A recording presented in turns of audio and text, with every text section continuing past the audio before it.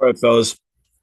I tried to do like a thing where I screen shared, um, but that wasn't gonna work. So now I'm just gonna do it on my phone, as I go through the matchups. I thought it would be fun to go into blind, and I thought it would be more fun to do it with the screen share, but Wi-Fi doesn't want to work. Oh, fucking hell. All right, so the projected matchup of the week and the matchup of the week are coming last. Um, First up, we got Cosby's and Uncle Josh. Dude, like I said in yesterday's episode, the Cosbys are a scary team on any given week, so the manager of Uncle Josh is a little bit nervous. However, taking it with a grain of salt because Josh Allen is playing Carolina and is projected less points than Herbert, who's playing Minnesota, which doesn't really make sense. Jonathan Taylor and CMC is probably going to be like pretty even, but Jonathan Taylor is projected to get five more than him. Henry obviously is projected 10 more than Algier, but in all three receiving positions and in the tight end position, um, Uncle Josh is favored, and then obviously kicking in special teams is pretty, it's pretty even. It doesn't really matter what the projection is there. Just gotta hope for a good week. I think that if Cosby's gets off to a good start on Thursday with Herbert and Keenan Allen, that'll be his best chance at winning it. I think that Uncle Josh is a very strong team, very well-rounded team. It depends on if Algier can get off to like something hot against Miami. If Algier performs, it gets double digits. I think Uncle Josh will have a hard time losing this week. But say if Ridley, he's kind of like, never know how he's gonna do. Golden, you never know how he's gonna do. Those two players perform, can be any team's game. But I am going to take, dude, like I'm trying to be an unbiased host here. Like I genuinely think the Cosbys are going to win this week, so I'm going with the Cosbys. I'm kind of nervous. All right, next up we got Putin Dem and JBC. Um, Mahomes and Lamar both projected over 27. I don't know why Mahomes is projected that high. Then we got Bijan and A Chain, and then Quinshawn running the show. I'm not even gonna get into what all the projections are. Poot has like, dude, Poot's team is 10 times better than JBC. Jackson's gonna be rusty. Bijan's probably gonna go crazy against Miami, but it's not even gonna matter because Poot has like six all-star players.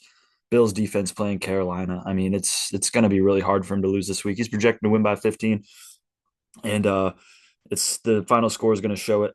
That is the second biggest blowout projection right now, but Zevins has no QB. So actually, we'll just do that matchup next. Let's just say that Purdy, assuming he gets Purdy and Purdy plays this week, Purdy projects is projected 19 or something like that. We'll assume that Slobin will still be projected to beat him by 11 points. Again, James Cook playing Carolina, Josh Jacobs playing Pittsburgh. But you got Javante playing Denver. They give up a lot of points. Rashad White playing Indianapolis. Indianapolis wins a lot of games, but they're all high scoring. So wait, what? Oh no, they're playing New Orleans. The fuck? Indianapolis is playing Tennessee.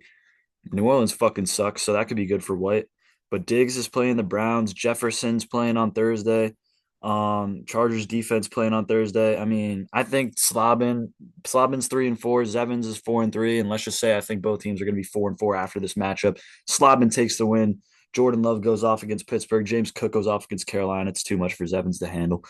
Next up, we're gonna go with these beers are talking over Tatum's recovery month 4.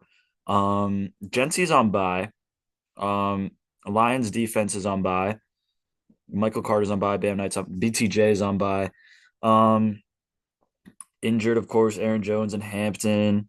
So he's starting Harvey and Scattaboo. Um, I don't see a world where these beers are talking loses this game, even though they're only projected 111 with McBride and Genty on bye. He's just been too hot. He's projected 111. He's gonna get more than that.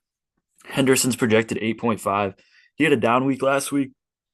But let's just assume Stevenson fumbles in the first quarter and Henderson gets some snaps. Krosky Merritt's going to do good against KC. KC's overrated on defense. Devontae Smith against the Giants. That could be good. Who knows? He dropped 42 last week. That's never going to happen again. But, at the end of the day, Jefferson's still the wide receiver one. He's got Addison in there. Waddle still has Tua as his quarterback. Pitts still, you never know what he's going to do. Gadsden's probably going to do good. But I'm going to go with these beers are talking this week. Next up, we got where do we go next? We'll go Mitsubishi Marv versus Barry McCockiner. Barry McCockiner has Gibbs, Bowers, and ETN on bye, while Mitsubishi Marv has Puka, Marvin Harrison, Kyler Murray, and Matthew Stafford on bye. Both teams suffering a lot of buys. They're projected within 2 points of each other. Still not the closest projection of the week. Rico Dowdle, I mean, he's projected 14. I mean, what did he get last week? He got 11 last week. He's probably going to get around there again this week with Hubbard in the backfield. You can't just ignore Hubbard. Igbuka is probably going to go off again with Evans out. I'm going to give this one to Mitsubishi Marv, um, just because I think Igbuka is going to go crazy. I think Pacheco is going to do nicely against that Washington defense, and Swift is playing against Baltimore. Baltimore defense is awful. Penix is playing against Miami. I mean, just a lot of great matchups on the Mitsubishi Marv side of things this week.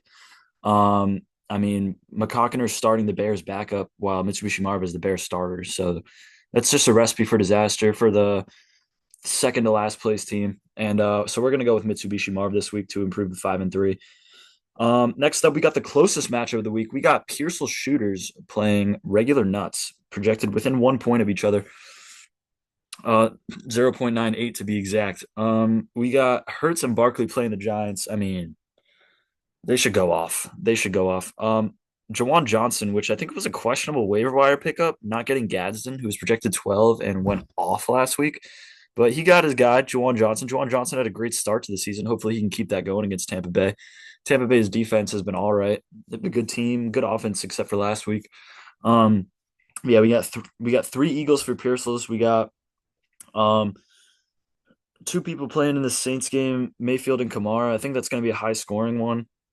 So I think that'll be good. I think this one's going to be higher scoring in the projection, and it will be close. It's not my matchup of the week, but with St. Brown on bye, with Benson on IR, Lawrence on bye. Actually, no, that doesn't matter. He started Mayfield. Meyer on bye. He wouldn't have started him anyways. But on the Pearsall shooter side of things, we got Hunter on bye, Laporta on bye, Tucker on bye, JMO on bye, and Myers on bye. But I just can't see Pearsall's laying an egg again after the most recent trades. And I think the Pearsall's is going to take down Regular Nuts. Regular Nuts is going to go on a skid. Pearsall Shooters is going to break his skid. And Pearsall Shooters is going to get out of punishment watch and improve to 3-5. And put Barry McCockiner back into punishment watch.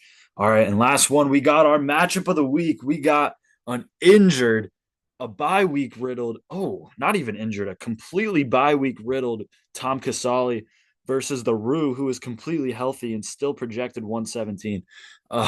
We got JSN on bye. We got Kenneth Walker on bye. We got Montgomery on bye. We got Jacoby Myers on bye.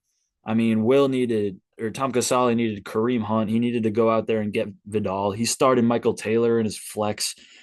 He's got Goddard in there. He's got Josh Reynolds in there.